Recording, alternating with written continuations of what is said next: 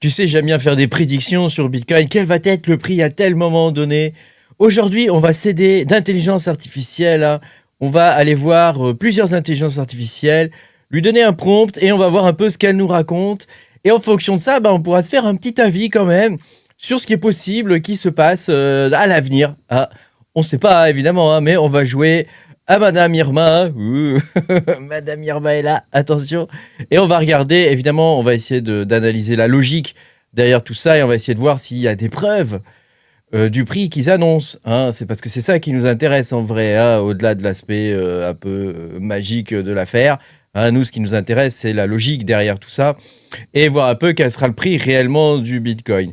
Pense à me mettre un petit pouce bleu, à t'abonner à la chaîne si t'es pas abonné. Je te rappelle que tu peux me soutenir, hein, en allant sur patreon.com/makertronic.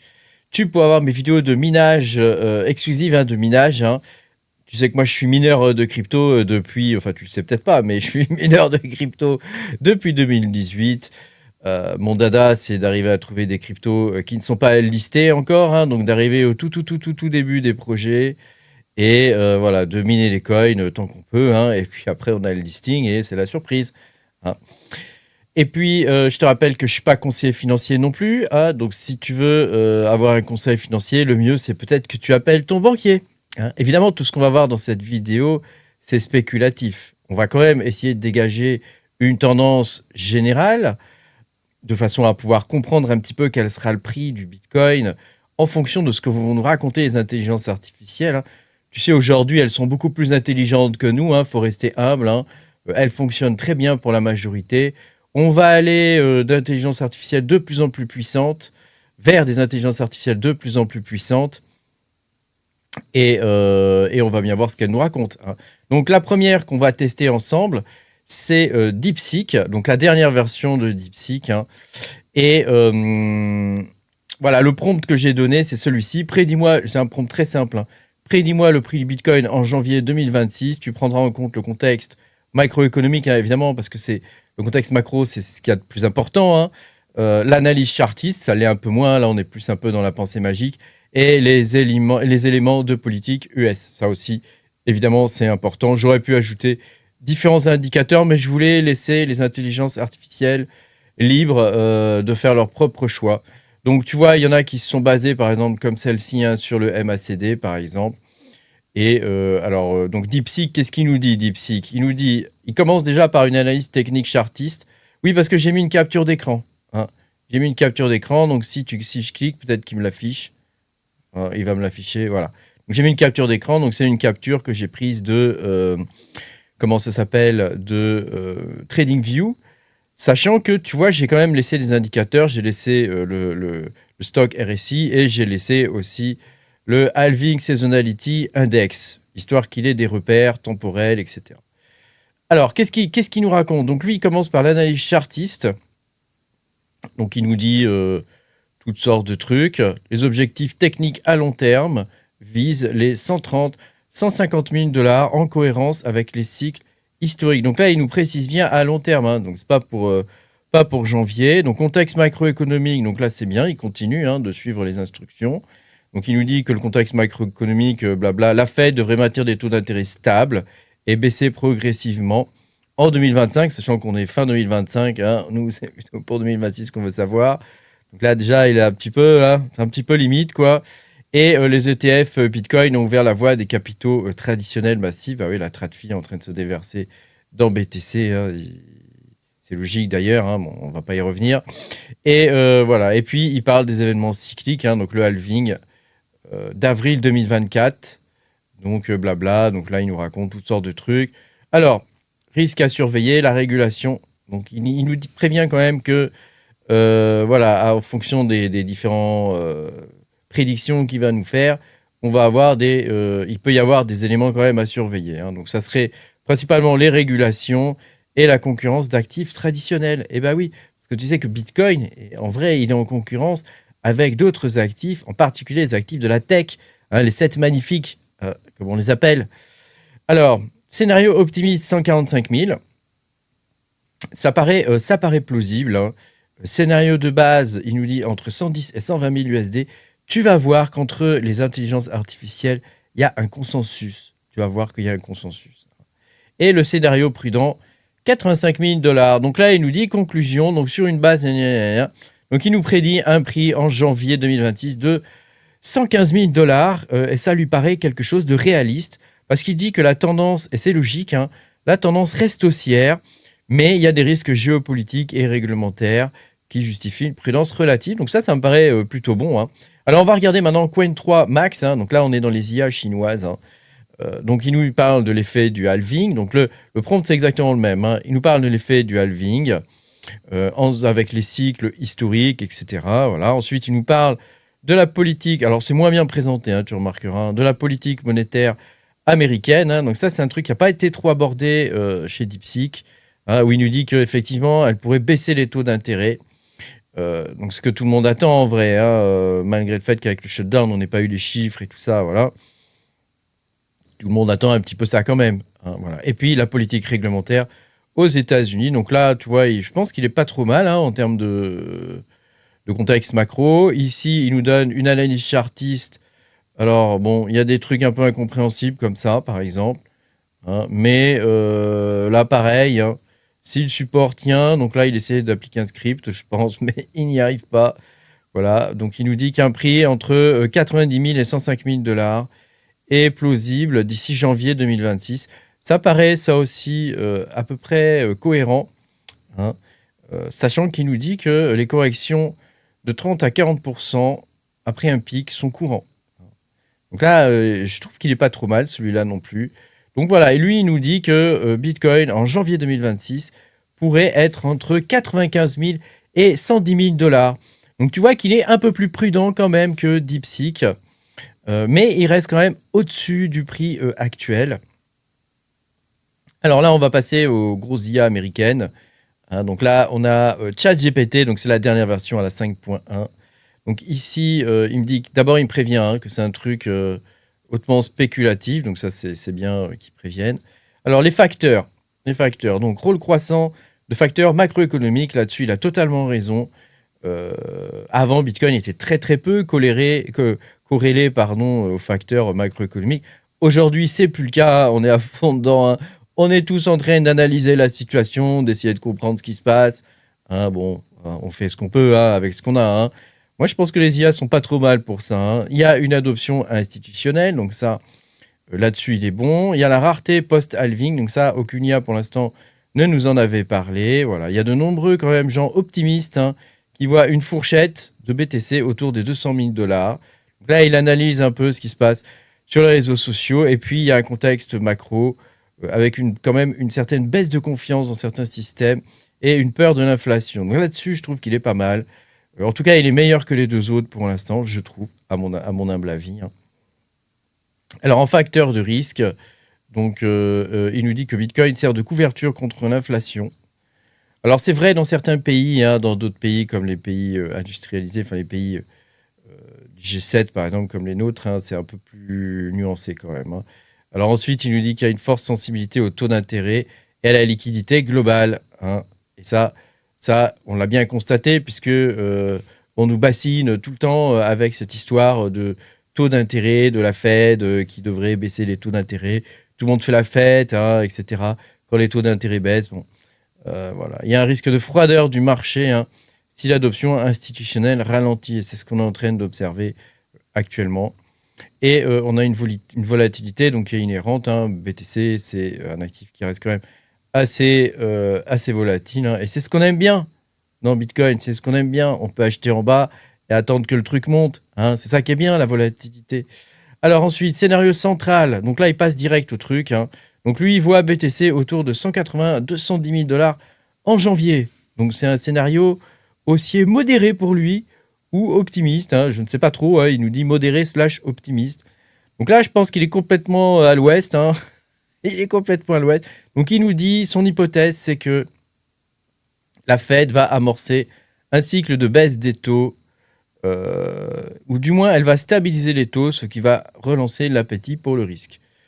Alors il nous dit qu'il y aura une adoption institutionnelle à plus large échelle, et donc cette adoption reste forte. Ça c'est vrai, hein, ce qu'il dit, hein, pour l'instant. Hein. et que voilà, il va y avoir une adoption comme si Bitcoin était véritablement une réserve de valeur.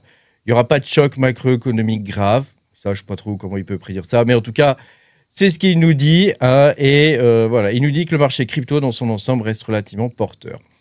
Alors, après, il nous dit qu'il y a des scénarios alternatifs, mais ça, on s'en fiche. Nous, ce qui nous intéresse, c'est son scénario principal. Et donc, son scénario principal, c'est un Bitcoin à 210 000 $. Tu y crois, toi, à ça? C'est ChatGPT, là, attention. Hein. On n'est pas sur une petite IA. Hein. Alors ensuite, on va regarder du côté de Mistral. Si je résume, hein, pour l'instant, on a donc DeepSeek hein, qui est à 115 000 $. Lui, il nous donne vraiment un prix, pas une fourchette. Hein. On a Qwen3 qui nous dit 95-110. On a ChatGPT qui nous dit 180-210 000. Et on va regarder maintenant pour Mistral. Mistral, l'IA française. Alors, donc pareil, j'ai entré le même prompt. Hein. La réponse a été assez rapide, hein, ça va assez vite. Donc lui, il nous fait une mini-analyse de la politique monétaire américaine. Je pense qu'il a bon là-dessus. Hein. Il est très juste à ce niveau-là. Adoption institutionnelle. Il ne nous parle pas trop du halving et des choses comme ça. Donc bon, peut-être qu'il oublie des choses. Voilà. Après, il fait directement l'analyse chartiste. Et voilà, il nous dit prévision janvier 2026, 144 000 $. Alors lui, il nous donne trois trucs, j'ai l'impression. Hein. Synthèse et prévision. C'est quand même pas très très clair les résultats. Scénario optimiste, donc si ces conditions, lui il nous donne un prix entre 140 et 200 000 $ hein, dans son scénario optimiste. Hein. Alors, quel scénario? Est-ce qu'il te donne un scénario? Il te donne pas de scénario, lui. Hein, lui, il te donne 3 scénarios. Donc tu choisis. Donc c'est nul. C'est nul. Nous, on veut un scénario, on veut qu'il prenne position. Donc là, celui-là, malheureusement, on ne pourra pas en faire grand-chose. Alors après, on va passer aux gros IA. C'est les IA les plus puissantes, à mon avis. Hein, c'est Claude et Grok. Hein, Grok 4 en version expert ou super heavy. Hein. Là, tu vas avoir des analyses béton et on va voir. Donc, il nous dit que Bitcoin pourrait atteindre une fourchette entre... Lui, il commence direct par le résultat. Donc ça, j'aime beaucoup. Hein, parce que tu n'as pas passé 3 plombes à regarder le truc. Donc, il nous dit que la fourchette serait entre 95 et 135 000 $. Ça paraît assez logique. Hein. Finalement, on balaye pas mal les résultats qu'on a eu avec les IA chinoises, hein, qui étaient pas mal aussi, hein, au final. Hein. Et donc, sur le graphique qu'il partage, voilà, il nous fait toute analyse. Il nous parle donc du cycle de halving. Tu noteras qu'à chaque fois, il nous parle du cycle de halving, mais si on devait respecter le cycle de halving, le prix du Bitcoin devrait baisser. Or là, ce n'est pas le cas. Et il nous parle de la politique américaine crypto-friendly. Ensuite, il nous parle de la politique américaine de la Fed. Et ça, c'est plutôt... pour l'instant, il a tout bon. Hein. Et ensuite, il nous parle de l'adoption institutionnelle. Je pense qu'il a couvert les 99% des possibilités en analysant ça. Donc, son analyse devrait être plutôt bonne. Scénario pour 2026, janvier 2026. Donc, l'optimiste, 135 000 $. Le scénario médian, ça serait 115 000 $. Donc là, tu vois, on a à peu près les mêmes résultats que ce qu'on avait avec les intelligences artificielles chinoises, c'est-à-dire un prix quand même aux environs de 110-115 000 $, dans ces eaux-là. Et enfin, on va finir par la meilleure IA, à mon avis, hein, qui a mis quand même 1 minute et 5 secondes. Hein. Donc c'est Grok, je ne sais pas si tu connais Grok. Moi, j'utilise beaucoup Grok, hein, parce que je trouve qu'elle est extrêmement pertinente, et c'est celle qui est la plus puissante hein, aujourd'hui. Hein.